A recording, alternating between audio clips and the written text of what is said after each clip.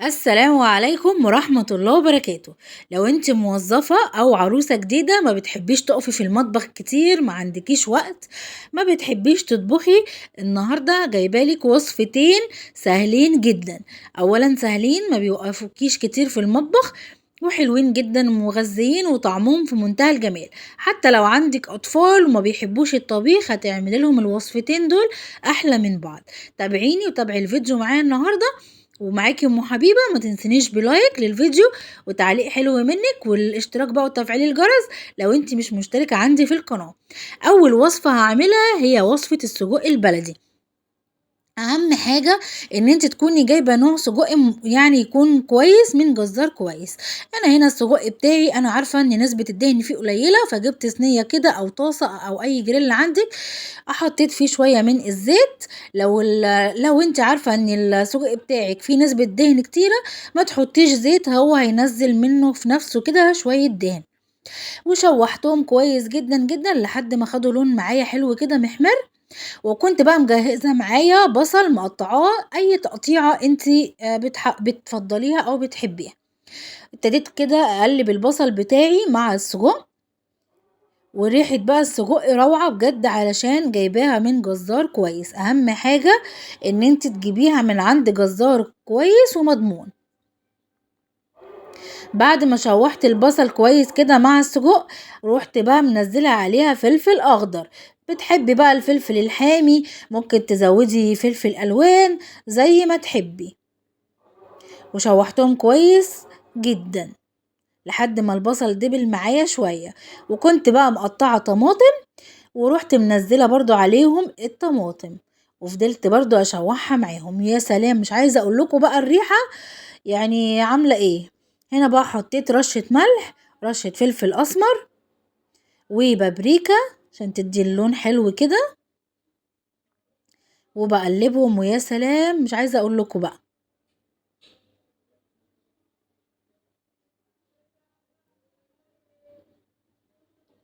هنا بقى انا عايزة ازود الصوص شوية بتاع السجق. عايزة اقول لكم بيبقى صوص روعة. زودت كده نص كوباية مية، اديها كام غلوة كده، وبعد كده بقى عايزة ازود بقى الطعم. حطيت بقى السجق بتاعي في طاجن وهدخله الفرن يشكشك كده وياخد لون حلو. شايفين اللون بتاعه؟ يا نهار ابيض اكنه مشوي. اول بقى لما طلع مش هسيبه على كده، ممكن اسيبه على كده بس انا حبيت اعمل تركية كده حلوة. حطيت على الوش شوية جبنة موتزاريلا، ويا دوب بس كده شمت النار وهطلعه، تكون بس الجبنة يا دوب ساحت. وهنا بقى اقدمه بألف هنا وشفا. معاه بقى عيش بقى مع شوية بقى مخلل او شوية بطاطس محمرة، واكلة ممتازة جدا. تاني اكلة معايا هي الفراخ البانيه، بس هعملها لك النهاردة من غير بيض ومن غير بقسماط. اهم حاجة انا بحب اجيب البانيه يكون سمكه كويس، يعني ما اجيبهوش رفيع ولا تخين، سمكه كده حلو علشان لما يعني تاكليه يبقى فيه فايدة، ويبقى باين فيه طعم الفراخ. غسلت طبعا البانيه كويس جدا جدا وصفيته، واغسليه بقى بدقيق بليمون زي ما تحبي. هنا بقى حطيت ملح وفلفل اسمر وكاري وبهارات فراخ، شوية من الجنزبيل، ومرق الدجاج كمان. ومعايا هنا بصلاية مبشورة ضفتها عليهم. وحطيت بقى حوالي نص كوباية مية او ربع كوباية حسب كمية البانيه اللي عندك، وهقلبهم كويس جدا مع بعض. وهنا انا استغنيت عن البيض عشان كده حطيت مية. ممكن طبعا تضيفي لبن بدل المية، ممكن تحطي زبادي، عايزة تحطي بيض براحتك.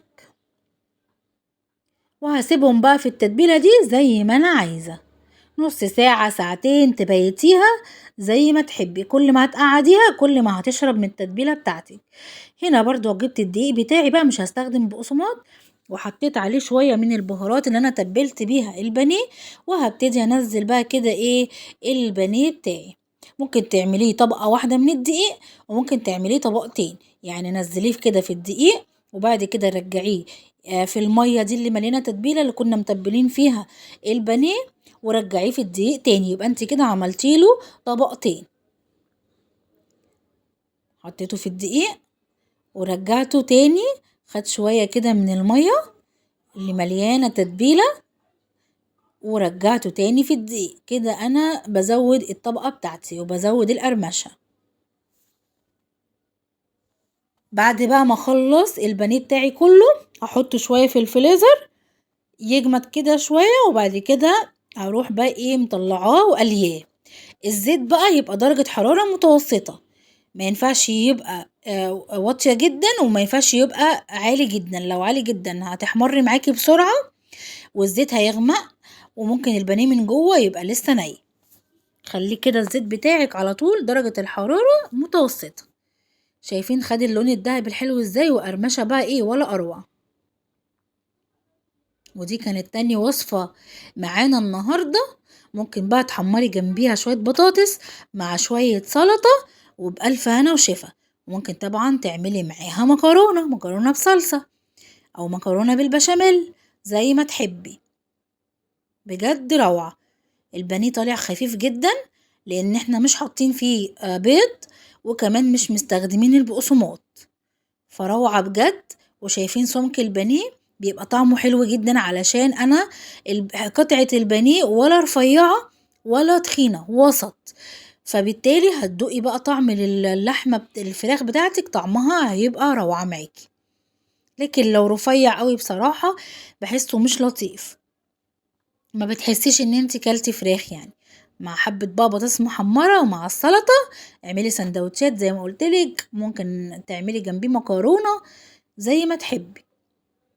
جربيها الوصفة دي هتعجبك جدا وكمان موفرة.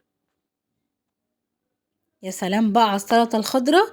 اعملي بقى شوية سلطة كده لولادك يستفيدوا منها وانتي كمان علشان ميبقاش عندك انيميا. انا عاجبني الوصفة دي جدا.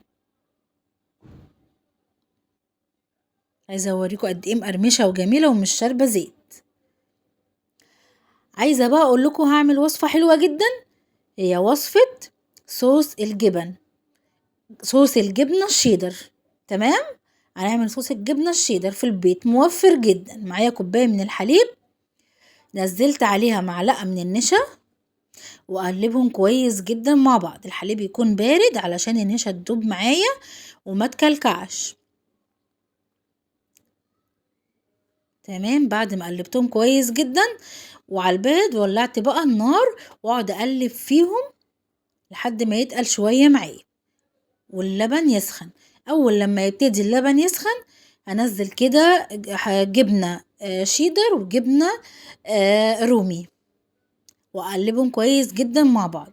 اهم حاجة الجبنة الشيدر تكون نوعها كويس عشان تديكي طعم حلو. هنا بقى عشان نعزز اللون فحطيت كده رشة كده من البابريكا وبقلبهم كويس عشان الجبن تسيح معايا.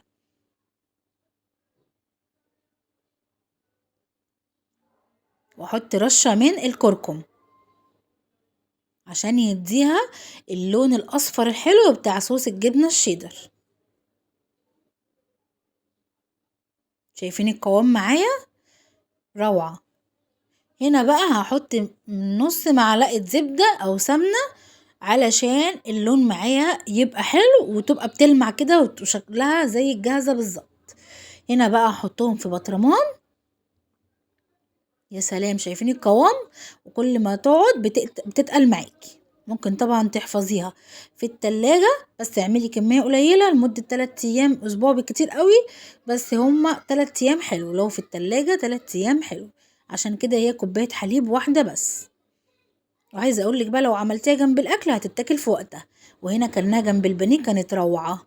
يا رب النهاردة تكون الوصفات اللي قدمتها لكم تعجبكم وتجربوها وتطلع احلى من اللي انا عملتها.